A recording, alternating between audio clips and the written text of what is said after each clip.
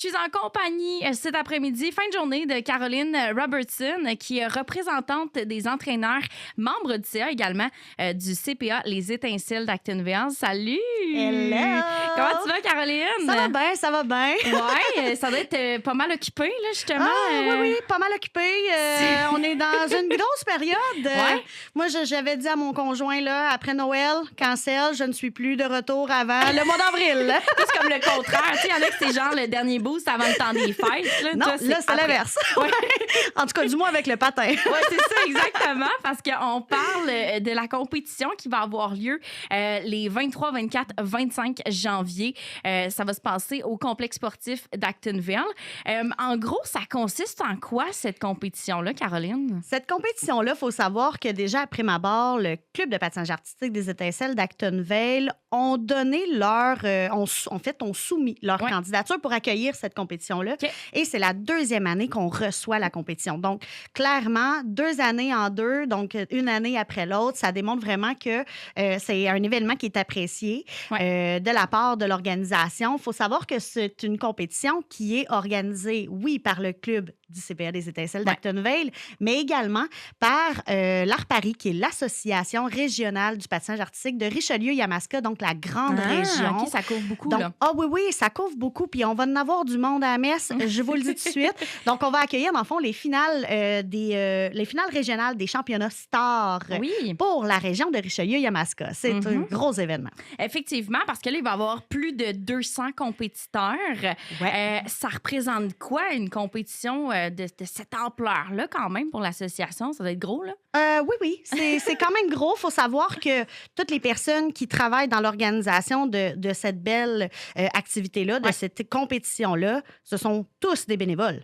Quand même. Tout le monde, là. Hey, Donc, ils mettent la main à la pâte et tout ça. Non, écoute, on a plusieurs personnes qui s'impliquent autant au niveau de l'organisation des horaires des bénévoles, parce qu'il y en a du poste là, à combler pendant cette fin de semaine-là. S'occuper de la nourriture, s'occuper des inscriptions, la petite table avec les cadeaux, les capitaines de glace pour être sûr que les filles embarquent au bon moment, mettre la musique, annoncer les participants.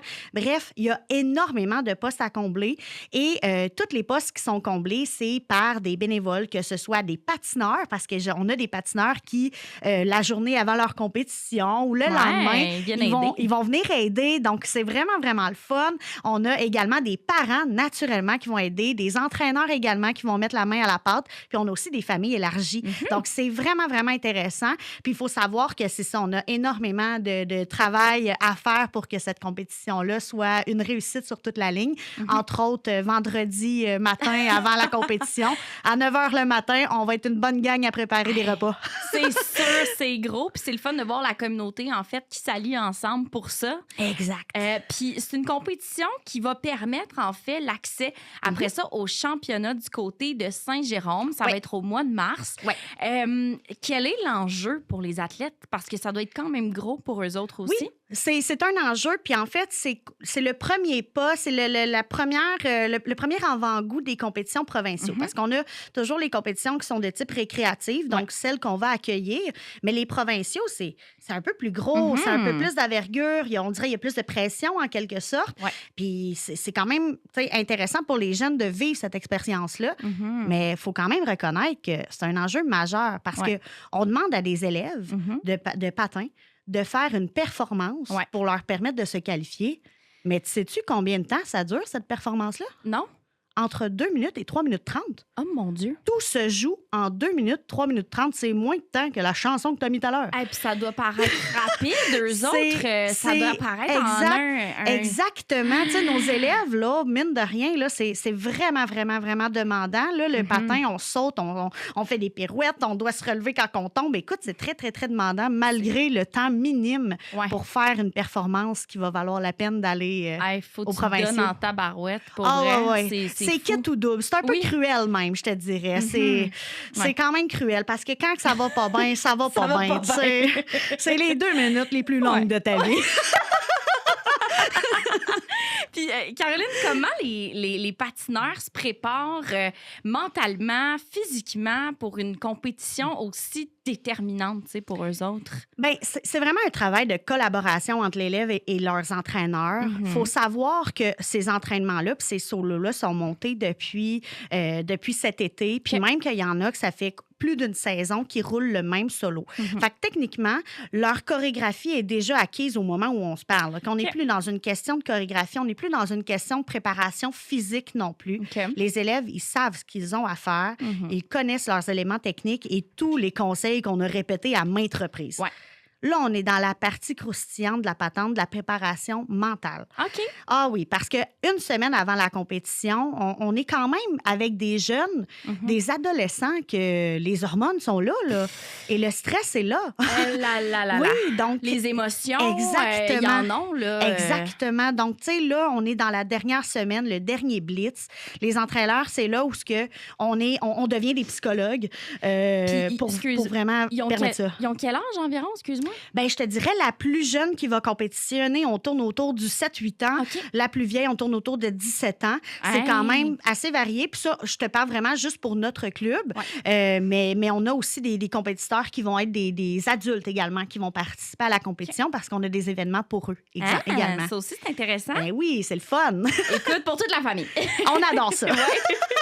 Puis le club compte 9 athlètes stars en compétition. Qu'est-ce que tu peux nous dire un petit peu là, rapidement sur leur parcours de cette saison-ci? Ben oui, bien sûr. Ben, ce sont tous des élèves qui ont des parcours un peu différents. Il y en a que ça va être leur première compétition parce qu'ils ont décidé de faire seulement une compétition cette année. Mais la majorité ont déjà fait quelques compétitions. Il y en a qui vont également faire 2 programmes de compétition, soit leur programme star en style libre, donc les sauts, les pirouettes et les éléments plus techniques. Et on a aussi des compétitions de type artistique, donc c'est plus qu'est-ce qui est habileté de patinage, pouvoir rendre l'émotion sur la glace. Donc, on a vraiment des programmes qui sont différents. Donc, il y en a qui vont compétitionner là, dans les 2 catégories, mais il faut savoir que ce sont tous des jeunes qui sont motivés et on a tous vu une évolution pour tous les patineurs cette année. C'est ça, puis on en parlait, Ardon, tantôt, à quel point ça doit être quand même, ça doit être motivant pour eux de faire cette compétition-là, puis vous devez voir une évolution suite à cette compétition-là, parce que c'est quand même l'élément déclencheur souvent sur la grande évolution. T'sais. Exactement. Il y en a qui vont voir les compétitions vraiment comme des moments de pouvoir briller puis de pouvoir se dépasser eux-mêmes. Puis il y en a d'autres aussi que malheureusement avec le stress, ils vont être un petit peu plus, ils vont être un petit peu plus difficiles à gérer. Mais en même temps, je vois ça aussi comme un autre type d'apprentissage, qui est l'apprentissage personnel de la gestion des émotions et des situations de stress. Donc il y a de l'apprentissage sur tous les côtés, toutes les facettes de la compétition. Ben oui, absolument. Puis il y a certains athlètes là, qui ont déjà une qualification pour les provinciaux.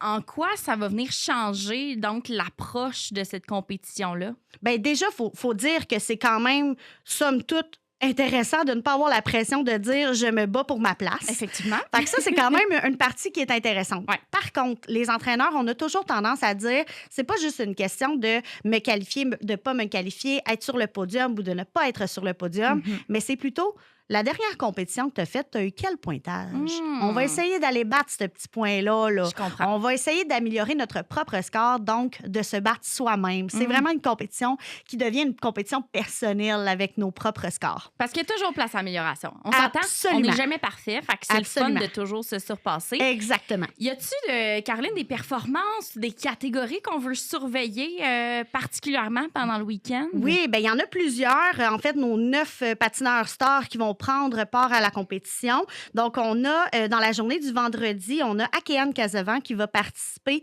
à la catégorie Star 3 à 19h35. Nous avons également Daphné Lacharité qui va participer aussi en Star 3 à 20h55.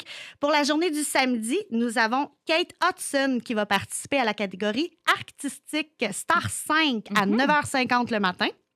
Nous avons encore une fois Kate Hudson qui va recompétitionner dans la même journée pour sa compétition Star 4 à 11h10. Okay.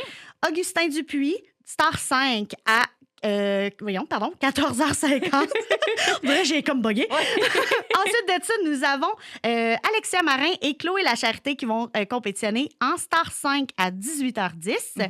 Et pour le dimanche, nous avons Coralie Lamotte en artistique Star 9 à 8h30, Alexia Turcotte en artistique art à 8h50 et Raphaël Terrien et encore une fois, Alexia Turcotte en Star 6 à 11h20. Un gros planning. Oui, il y a pas mal de monde que oui! cette compétition-là. C'est nos 9 athlètes qui vont faire parfois 1 ou 2 programmes. Ben oui. Et c'est là que c'est très, très drôle parce que nos 2 athlètes qui font 2 programmes, c'est dans la même journée. Fait que ça va être une grosse journée pour nos compétiteurs, effectivement. On a bien hâte de voir ça. Puis, est-ce qu'on invite la population, la région à assister? Absolument.